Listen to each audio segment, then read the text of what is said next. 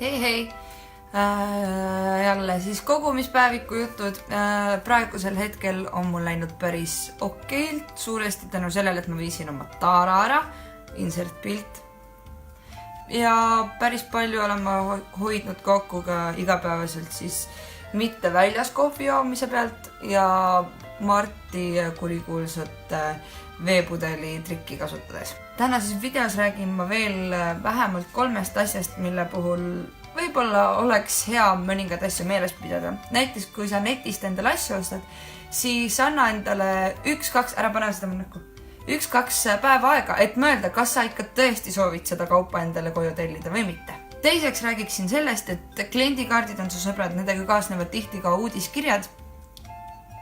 Sa ei pane tiitreid või? Okay. Nende kaasnevad uudiskirjad, kus peal on tihtipeale reeglina väga palju sooduspakkumisi, kuid siinkohal tuleb kindlasti meeles pidada, et ära osta asju sellepärast, et nad on odavad, vaid osta neid sellepärast, et nad on odavad ja sul on neid vaja. Ja väikene lisatipp ka, kui sa ostad kuivaineid, näiteks jahu, suhkrut, teraviljad, siis pane nad umbes 2-4 nädalaks sügavkülma ja see peaks nende riiuli elu 2 aasta võrra pikendama või siis 8 aastaks pikendama. 3. nõuanne käib rohkem tehnika hulludele. Kui sa tahad midagi uut vidinat endale osta, siis kindlasti soovitan ennem vaadata erinevaid hinnavaatlussaite, kammida läbi erinevad foorumid ja vaadata, mis hinnavahed on erinevates firmades. Lihtsalt selleks, et sa palun teeksid selle nõuande suuremaks.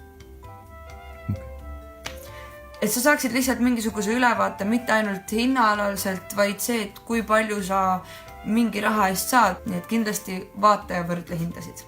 Ja lõpetuseks väikene rohkem selline seltskondlikum nõuanne. Miks mitte see nädal proovida või teha iganädalaseks traditsiooniks selline asi, et sa kutsud oma sõbrad enda juurde ja igaüks võtab toitu kaasa, teete sellest suure õhtusöögi, see, kes on host, saab järele jäänud toidu endale, saab nädal aega sellest söönuks ja järgmine nädal lähete juba järgmise sõbra juurde ja nii edasi, et ring saab täis. Kasulik ja soodne viis, kuidas kõik söönuks saada ja erinevaid toite proovida.